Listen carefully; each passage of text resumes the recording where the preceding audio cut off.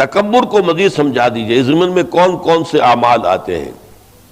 بعض حضرات superiority complex کے مارے ہوتے ہیں، کیا یہ بھی تکبر کے زمرے میں آتا ہے؟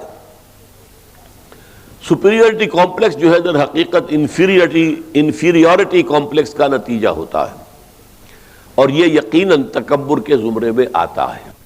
یہ ایک اصول ہے کہ اللہ تعالیٰ انسان کو اگر کوئی مقام دے، کوئی حیثیت دے، تو بجائے اس کے کہ اس کی گردن اکڑے، اس کی گردن نیچی ہو جائے۔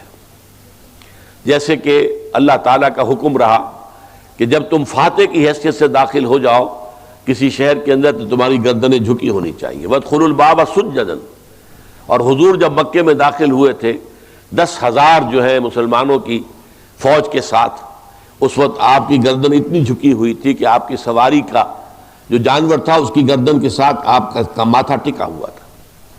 یہ ہے کہ انسان کے اندر بجائے تکبر کے تواضع پیدا ہو جائے، یہ ایک انسان کی داخلی کیفیت کا نام ہے۔